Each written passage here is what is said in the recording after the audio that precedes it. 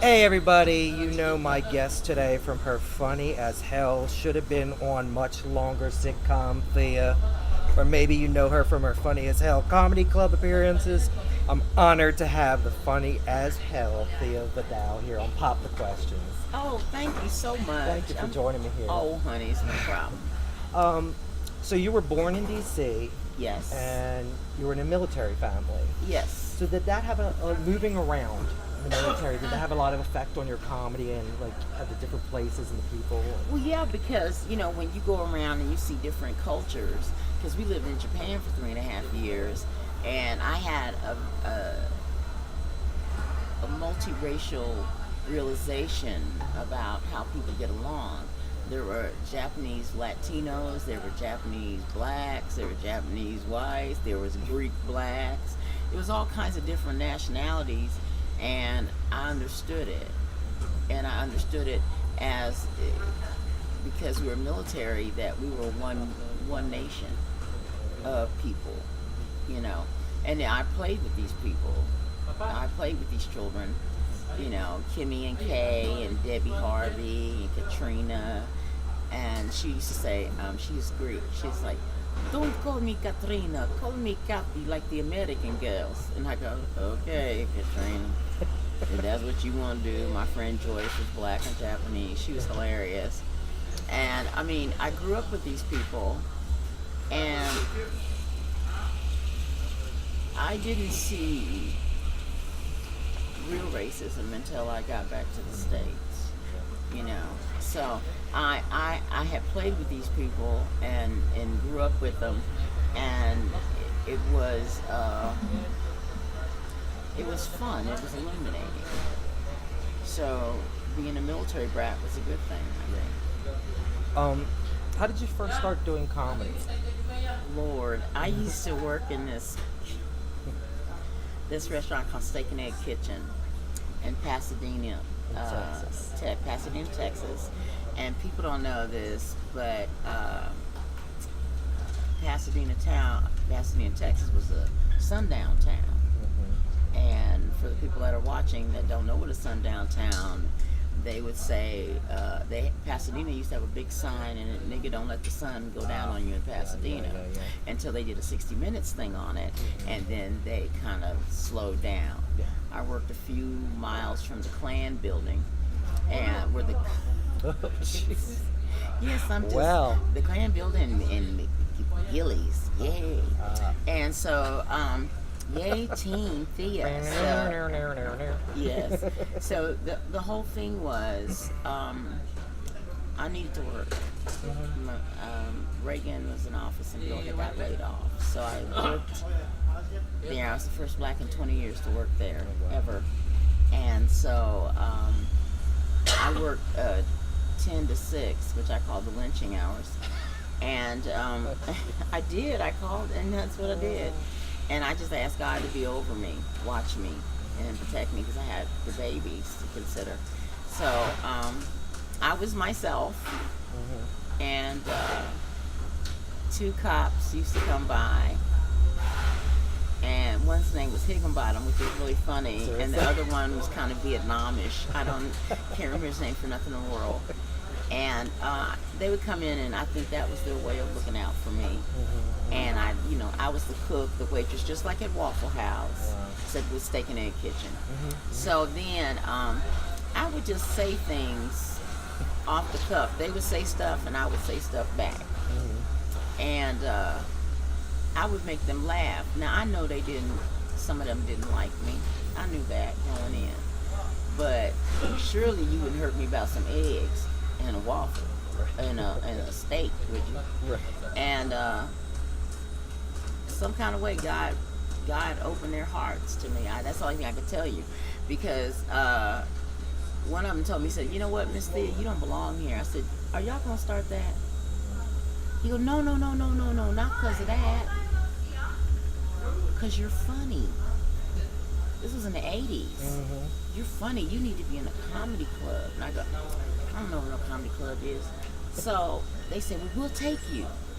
So I got another lady to swap with me, she worked 2 to 10, and I got dressed and I went to the comedy club with these people. Well, my God, my eyes was big as 2 Oreo cookies, and I was like, oh my God. And the light clicked, but I didn't get on stage. I didn't get on stage that week. I told them I'd come back next week. Yes, I was terrified. I was terrified. And I told them, I said, I'll come back next week on my birthday, and I'll get on stage. And I sat and I scrolled down everything I was going to say, and that next week, my 3 friends brought me back to the comedy club. I'm just looking at them. I'm not looking at nobody else. I don't dare. And I'm just talking about my life at Steak and Egg Kitchen. And I got these 4 children, and, you know, and I told one, I said, you can rent one if you want, and, you know, just so you can feel the experience of having a child. Before you do anything dangerous, you ought to rent a few before you have Try some. them out. You know. Try it out, see if you like it, bring them back, you know. We'll take them back. Unless, of course, you want to buy them. I think it's wrong, it's slavery, but still, I'm saying. So I just talked about my life, and the audience was dying. And I looked at my friends, and I looked at the audience, and then I said, well, I guess that red light means I'm supposed to stop talking now, so I'm going to go on. Thank you. And I got off. And the owner of the comedy club, Danny Martinez, said, I got a star. I got a star. Oh my God. She was just as natural as just talking. And after that, I was hooked. I was hooked. I couldn't do. You were just there. I was there. I needed to be there. Right. And I went to every open mic I could go to. And that's what I did. Wow. In 1989, you appeared on the Rodney Dangerfield special. Yes. And it was like with Tim Allen, Jeff Foxworthy, With all Sam Kinison. Yes. Now, that's a lot of male names on there and everything. Has it Yeah. gotten a lot better for female comedians? A little bit, but in some ways yes, in some ways no. Right. Because it's still the same inequity. It's still the same. Some comics that may happen to be white get paid more than some that are black. The blacks that are getting the big money are males than men. It's still the same, but it's a little bit different because the doors have been open. I mean, if it hadn't been for Marsha, Shirley, Hemphill, Just June, me, and Simply Marvelous, busting our ass, some of these women would not be. They forget who opened the door. Right. You know, and it was not an easy door to open. I might add. Yeah. It was a lot of foolishness going on, and but I'm lucky. I'm still here. Yes, you are. And Marsha Warfield is getting back out there, and Shirley has passed on, and so does Simply. But I knew these women, and they were dynamic, and they were warriors, and they were funny. And it's funny to realize that I still love it like the first day I ever did it. And it is hard out here for women. It is easier because there's more of them. Okay, they're popping out of the woodwork. Yeah. But the mainstays are, we're getting older. But I think that's what makes us have more to say. Right. You know, we have more to say about being older. And young girls, they don't know. Now, there's a big explosion with Tiffany Haddish. And she's doing quite well. Yeah. As opposed to some warriors who have done it longer. Some veterans. The veterans. And I think that I applaud the sisters that are doing well, but let us not forget the ones who have paved the way. You know, and it's not easier. We are living in temperamental times now, and there is something to be said for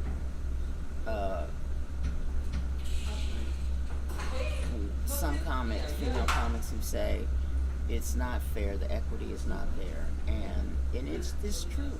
It's true. The equity is not there, and I thought it would be. I thought we were. You have to realize in the 80s, in the 90s, they wouldn't even book three blacks together because they thought we were all the same. They wouldn't book all three women together because they thought we were all the same. And whoever the powers that be that thought that, you're so wrong. You're so wrong. Because some of these women didn't have children. I had 4. Some of these women had different stories to tell. And you dismissed us all under one cloak. Everybody's got a different story. Everybody's got a different story. Yeah. And don't be disrespectful about our stories either. You know, but the powers that be were. And I say what I want to say at this age. You know what I'm saying? Exactly. So who were your comedic mentors?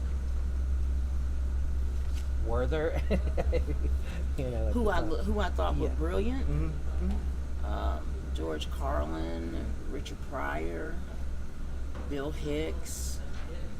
I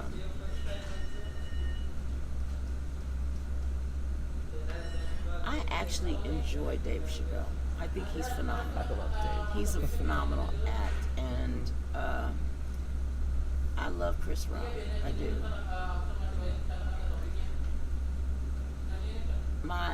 There are female mentors.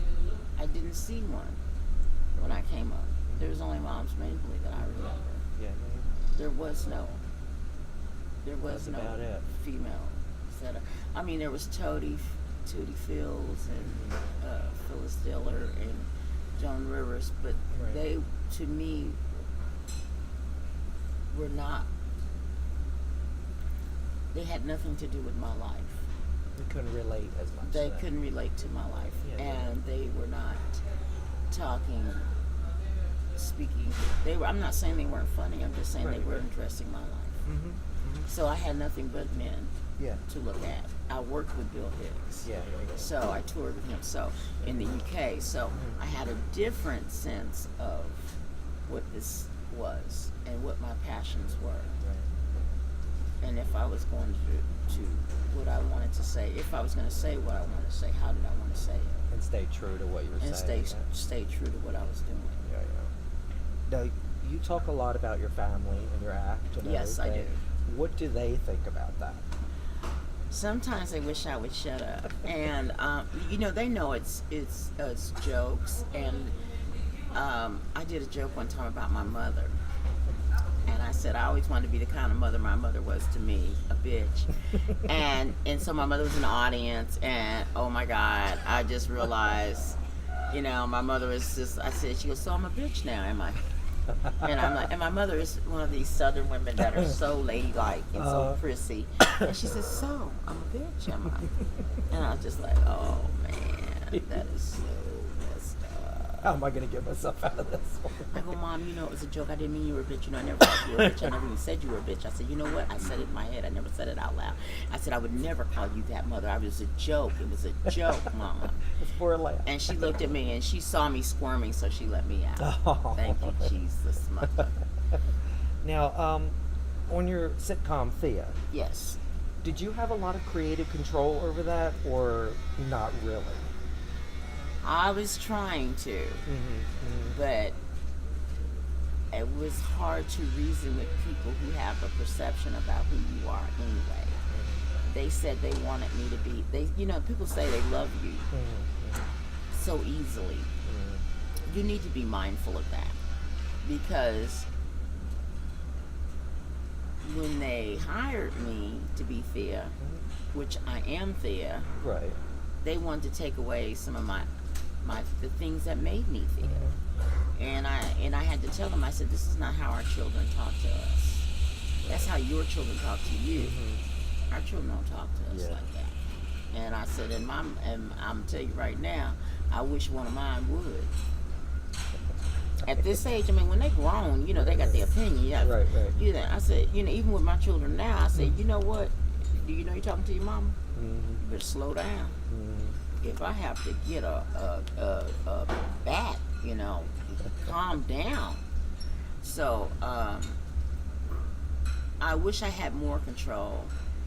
I wish I had children that had siblings. Because they didn't even know how to, because they're only children. They're right. an only child except for Brandy, and she said she declared she never fought with Ray J. And I thought, wow. But my children, if they had my children on there, they would have been funnier. I think. They would, because my children are crazy. I will. Their mother it's nuts, and they're nuts too. So But you bag and love it nut, that I love way, it, right? and I think Right. everybody loves it when the family's just nutty. Well, speaking of Brandy, did you enjoy working with Brandy In the beginning, in the beginning? yes. It was just kind of Yeah, in the beginning. Got But it. I take account that she was a child. right. She was 14. And you should never put a child and an adult over an adult. And that's what I have a problem with children in Hollywood. Their parents treat them like they're adults because they're making all the money. Right. Well, guess what?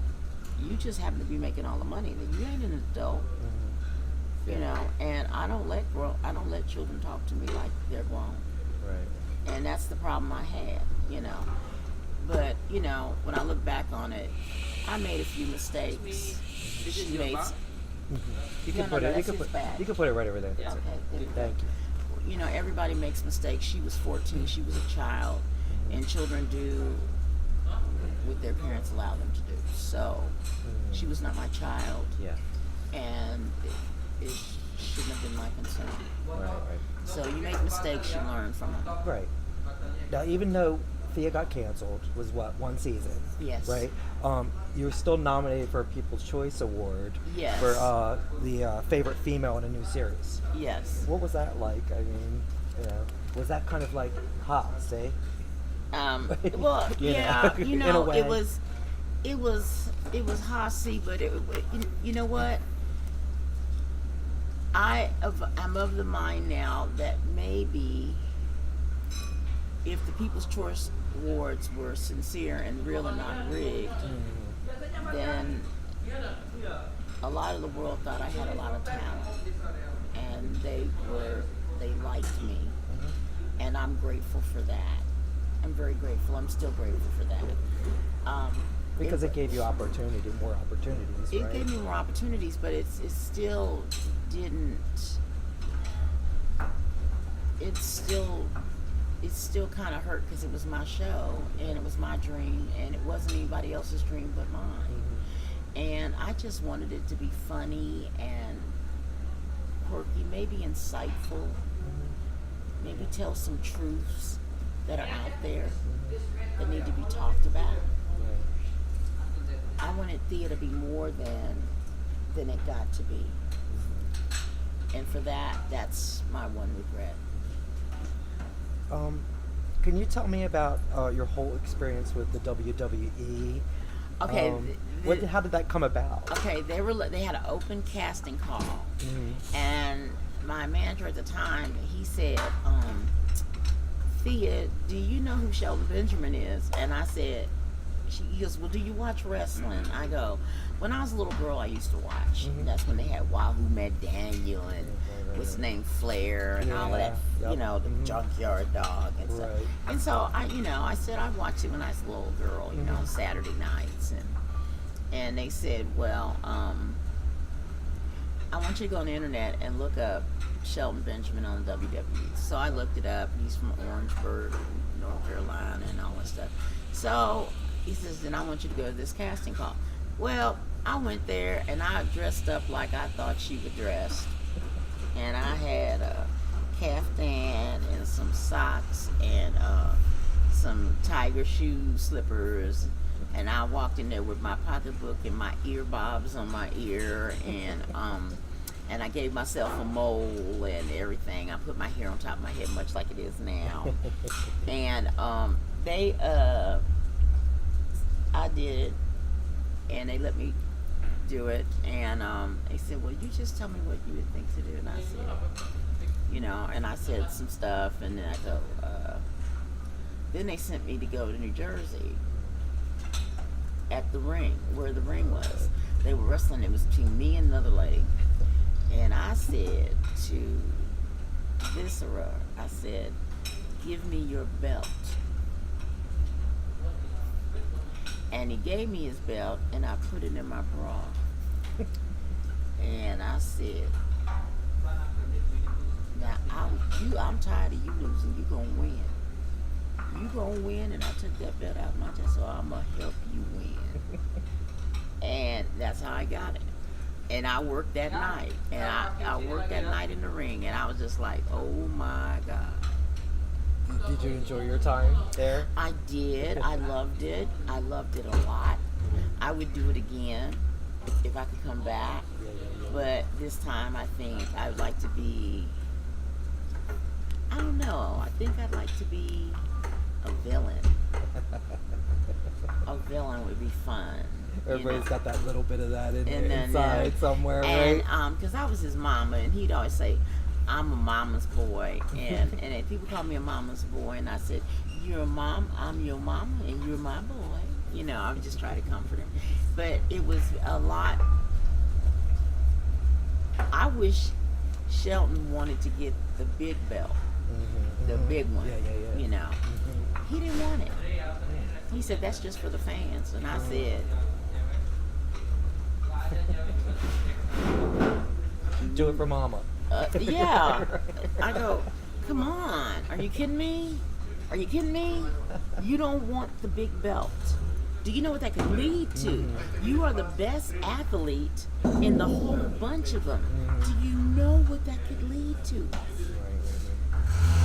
You could be a pitchman. You could be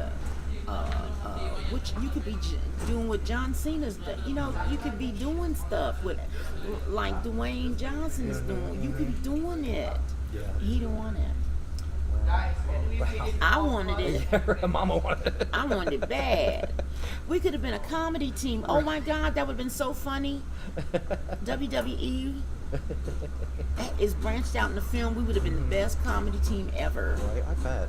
That would have been so much fun. No, you've also done some voice work, Tom and Jerry and all that. You played a character in Mammy Two Shoes. You replaced Lillian Randolph, right? Yeah. Yeah. Do you enjoy doing voice work? I like it. It's fun. It's easy. Yeah. You don't have to get dressed. I don't have to get dressed. PJs. I can come in with no bra on and stuff. I almost came in here with no bra, but I said, no, don't do that. Because Fluffy will get me. Right. She came in with no bra, really? Because, you know, sometimes a girl don't feel like holding them up. She don't feel like holding them up. She just, let them flip over. Let them flip over. Just, you know, let them be free. Run, breasts, run. Run through the fields of poppies. Right. Now, you're on the Carnival Cruise Line. Yes. We're on the Pride today. How did you first get the gig with Carnival Cruise Line? What happened? I have been trying to get on Carnival for a long time. I didn't tell anybody because everybody always said something negative, saying that I was in Carnival material and all this stuff. And come to find out, they had a Christmas opening, and they called, and I got the gig. I had to work on Christmas. Now, it was I was very, very happy, but I was very, very scared because I didn't even know what to expect. And I had to learn a lot. It was a learning process, especially do the family show. Boy, they do the PG shows here and the explicit shows later. I was good at explicit. PG was a woo. That was a woo. So it was like, this is the scariest thing I've ever done. And so what happens is, my agent at the time, and he's still my agent, he says, talk about what you know. Talk about what you were like as a child. And I said, well, in that case, I can do that. And I talked about my life as a child and getting expelled in the second grade. And then my child got expelled in the second grade, and I couldn't really say nothing because I got expelled in the second grade too. And I just... it was amazing. It was very much amazing because once I got it, I pretty much got it down now. And I've slipped twice. And I apologize. The children thought it was funny. They did. The children thought it was funny. The parents, I said, I'm so sorry. I'm so sorry. They go, It's okay. It's nothing they haven't heard before. Right, right, And it's not, right. but they didn't hear it from me. Yeah, yeah. You know, it was a panic moment. It was a panic moment. Well, you got through it. But I got through it. And it happens to the best of them. And, you know, it's very hard to do comedy for children. Yeah, yeah. It requires them to listen. Especially your comedy. Especially me. Especially me. And I figured it out. It's like talking to some people to let them know, little people know that, especially teenagers, you're not doing nothing that I haven't done before. Everything you think you know you've done, I've done it. And you are not as smart as you think you are. You think you are, but you're not. That lie you just told, that's a lie we already told. That's why you got caught. That's been told since millennia. It's like, even with my own daughters, I mean, one of my twins is a really profuse. She can spin a tale, and I look at her and go really hard, and I look at her when I'm really serious. I go, "Are you lying?" She looks at me like she's good, like a deer in the head. Like, yes, I am. Go to your room. You always have that one child that can tell a lie. Boy, that child can lie. You almost have to give her scores, like it's a lying Olympic. I give it an 8 for originality. No, it just. Now, you also had a day in Philly for the LGBTQ Pride Fest, right? Yes. You and who was the other? Anime. Yeah.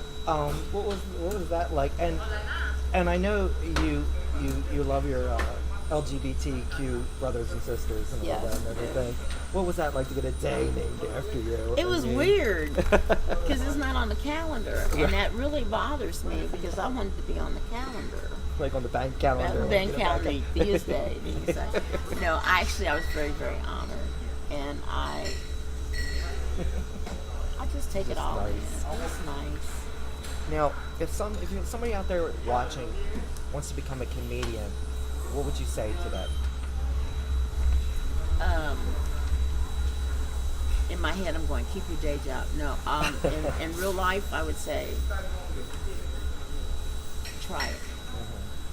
If it becomes a passion, keep going. Or like it clicked with you. If it clicks. Yeah. Do not think that because you're on TV, do not think because what you see on TV, it looks easy. It's not easy. Right. It's not ever easy. They always say comedy's hard. It's very, very hard.